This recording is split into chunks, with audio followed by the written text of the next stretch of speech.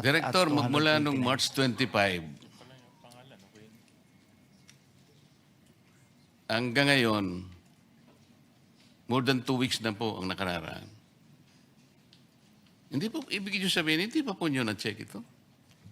Mr. Chair, we need to get the contact number of the trader because as mentioned by the Secretary. Iniwan ko nga po yung contact sa chairman eh. Ang totoo yun, alam po ba niyo yung contact na yon?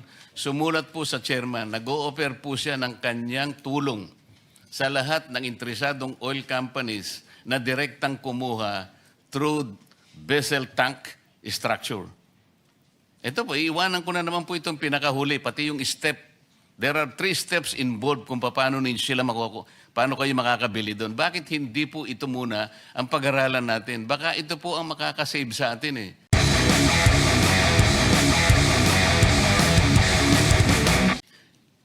Mr. Chair, siguro po dapat nating pasalamatan lahat ang mga department secretaries natin na nandito ngayon. At alam ko po na inihanda po nila yung mga contingency plans na talaga namang gagamitin talaga kung talagang magpipersist po ang sitwasyon na ating kinakaharap. Ngunit payagan po ninyo ako na ulitin yung pagdududa ko kung talagang ganito na po ba kalala ang problema natin. Kaya ko po naitatanong yun, Mr. Chair. Marami po akong datos na kinuha. Halimbawa po, yung ating pong fuel import, magmula po noong January 1 hanggang April 10. Ito po ay sari-sari na pong oil products. Kinuha po natin sa mga 10 bansa, katulad po ng Korea, Saudi Arabia, UAE, China, Singapore, Japan, Malaysia, Russia, Iraq at United States.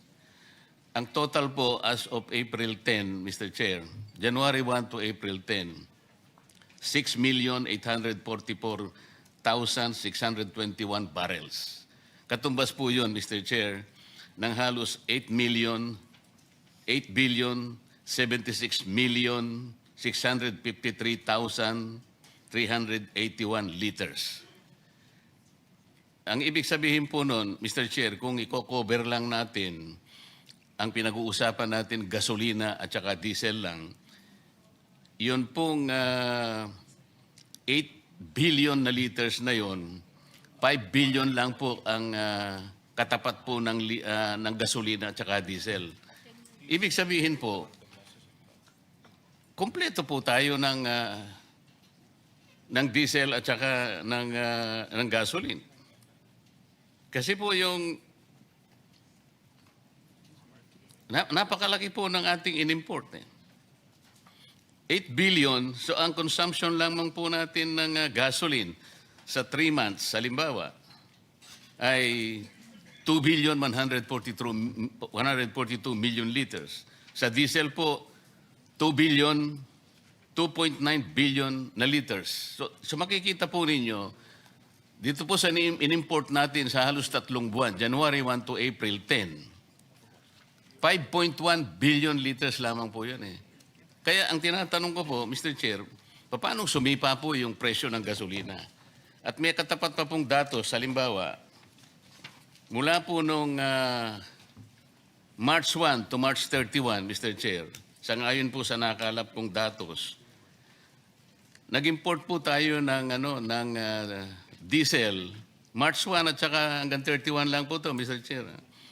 951,669 metric tons. Katumbas po yun ng 657,794,174 liters. March 1 to 31. Yung gasolina naman po, ayun po yung gasolina, 657,794,174 liters. March 1 to March 31. Ang gasolina po, ang diesel naman po ay, yun po, 951,000, katumbas po ng 1.1 billion liters. March 1 to 31. So kung titingnan po natin ang datos, tama po yung sinabi ng Pangulo, na meron pa po tayong 50 to 60 days. Pagkatapos pong sumiklab ang digmaan, 2 buwan lamang po, sumipa na po ng mahigit 100%. Iyon po yung nakabitin na dapat pong sagutin ng DOE. Paano po nangyari yun? Tingnan po ninyo yung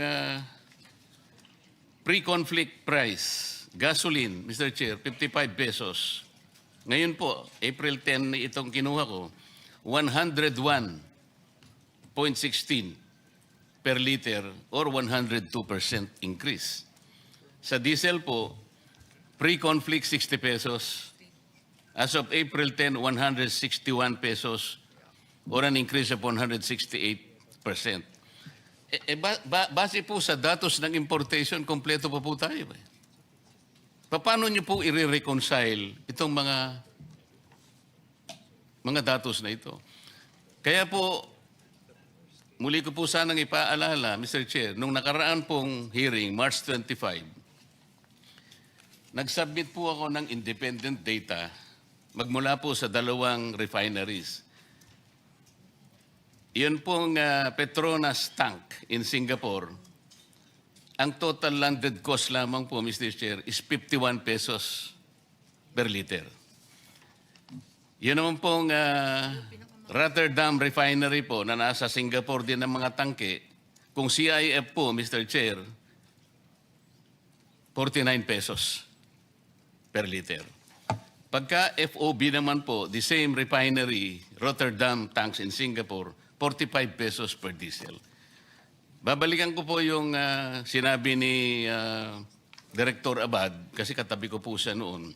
Sabi niya sa akin po, Sen, kung totoo po yan, napakaganda po.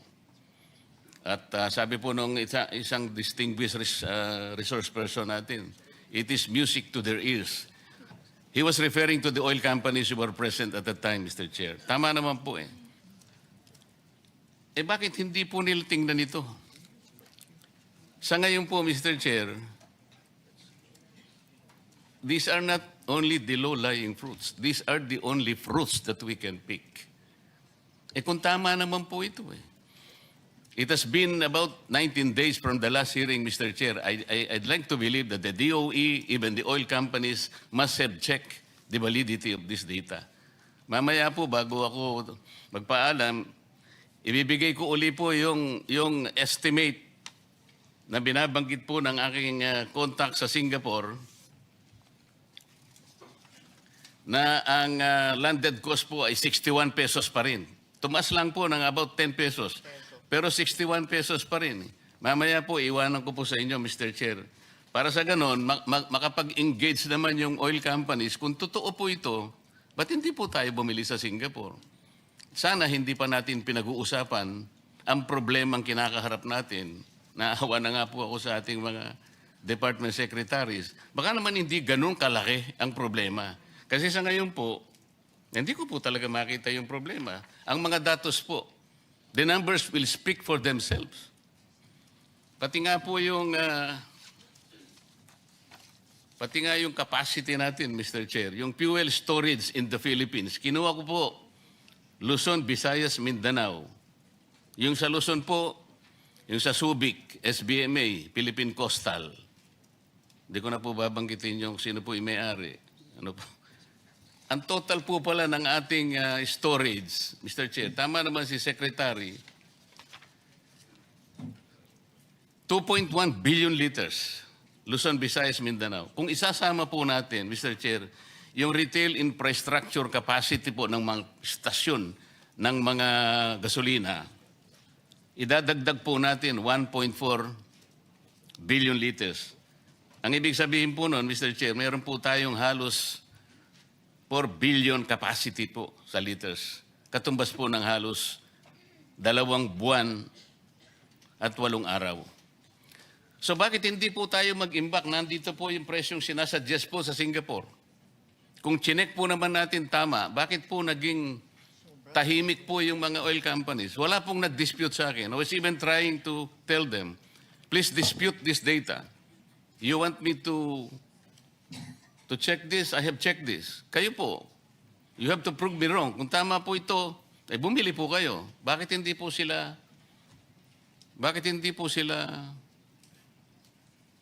nag-engage sa amin? At ibinigay ko po sa chairman yung mga datos. Inaakala ko po, sabi nga po nila, it was music to their ears. Bakit naman po, Mr. Chair, parang ako ang, it is as if I am the lone voice in the wilderness. Totoo po ito mga data eh. Secretary Abad, na-check nyo ba after 19 days kung totoo po yung mga data na present nung nakaraang pagdinig? Yes, yes, Mr. Chair. Actually, if we talk about Rotterdam, that's still Brent, no? And prices, ang European kasi nakapeg sa Brent prices. So ganun pa rin kamahal. But Mr. Chair, for example, PNOC now has been buying, ang presyo niya talaga is very expensive. We buy it through, for example, the first was Petro Pacific with Sea Oil. The next one was the trader Vitol. This is an international trader. Second is Vitol, and then Trafigura we used also. The prices, Mr. Chair, are really elevated, especially yung premium transport and insurance. Pero yung product, it's ranging from $230 to $260 per barrel, Mr. Chair. At yun I'm po sorry, yung Madam pinambili. Chair. Ang sinasabi ko po, yung Rotterdam tanks in Singapore at saka yung Petronas, ito po yung pinakahuling binigay ng coordinator sa Singapore, April 10, 2026.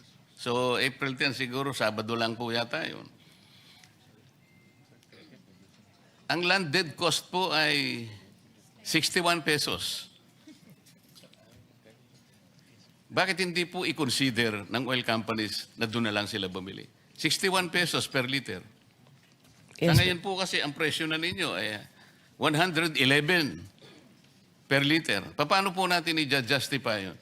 Kung totoo po ito na na-check ninyo, bakit hindi po natin i-encourage ang oil companies na bilhin po ito? Sir, we have checked also through PNOC and Bakit po sa PNOC kayo nag-check? Ang sinasabi ko po, these are independent data. Ibibigay ko uli po yung sulat po ng coordinator sa Singapore sa ating chairman at itinuturo pa nga niya rito kung paano po yung gagawin. Ito po yung kanyang sulat eh.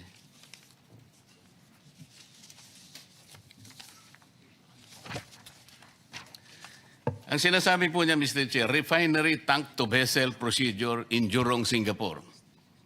FOB tank to vessel transaction procedure. EN 590 10 ppm Euro 4 DAS diesel. Alam po ninyo ito, Director, kasi ito po yung standard specification ng diesel. Nakabisa ko na po dahil sa tagal ko na pong nire-review ito eh. Ito po yung sabi niya, alam po niyo yung step 1, meron pong step 2 rito, meron yung step 3. Iwanan ko po, para din na po ako magtagal. Ang sabi po niya, April 10, 2025, FOB, $800 per metric ton. O, meron po siyang 15, idadagdag po natin ang $15 per metric ton. Shipping cost po yun. At saka yung maps ng Singapore, 1.71. Makukwenta po ninyo, 42 pesos per liter lang. Isama po ninyo lahat ng local cost natin na 19 pesos per liter. Babagsak lang po siyang 61 pesos per liter. O ba't hindi po natin bilhin yun? Ano po ang Director Abad? Sinubukan mo na ba talaga? Chinek mo eh. At nakita mo, sabi mo, maganda po. Talaga namang maganda. Bakit naman hindi? Last week, habang tayo nag-uusap, March 25, nag-average po ng 45 pesos to 50 pesos per liter. Ngayon po, ito, manageable pa rin, 60 pesos. Director Abad.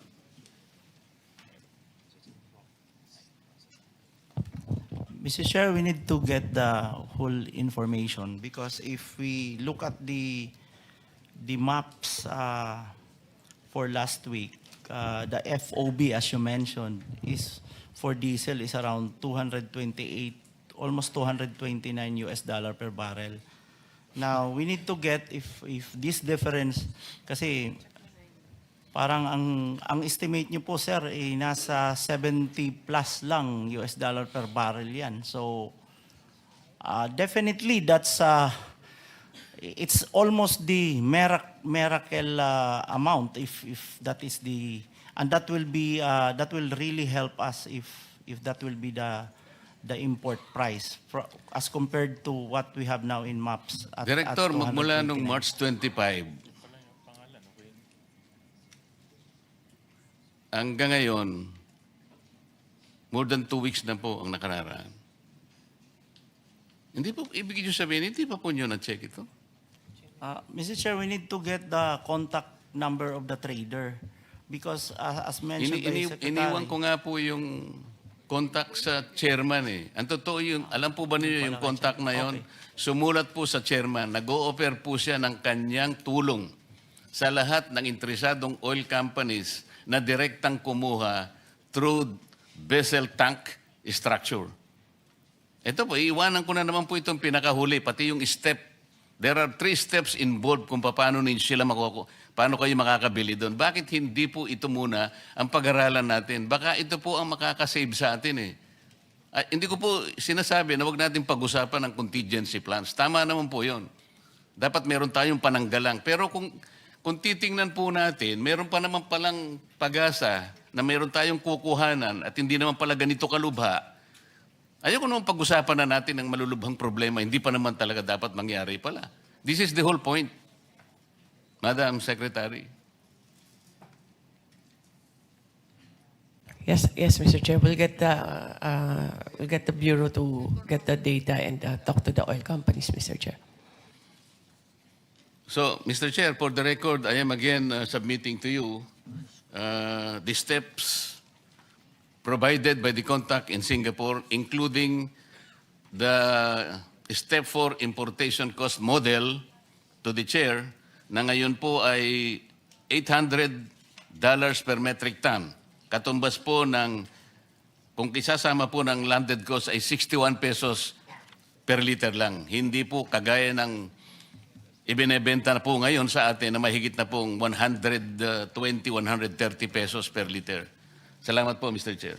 I think, Senator Marcoleta, can you flash that earlier? Nakita ko sa screen yung contact person. Pwede ba nating i-ano yung sa screen para makita po ng lahat yung ComSec screen paki-flash nga. Marami pang ganyan. Yeah, no. I think this is the... please take note, Director Abad, itong Pent Alpha Enterprises PTE Limited in Singapore. Si Mr. Wayne Houghton, authorized representative. Take note. But the committee will...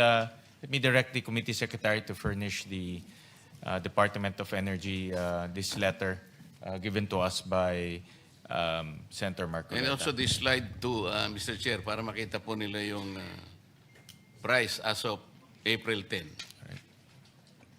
Ayan po. Mache-check po ninyo dyan. Thank you, Senator Marcoleta.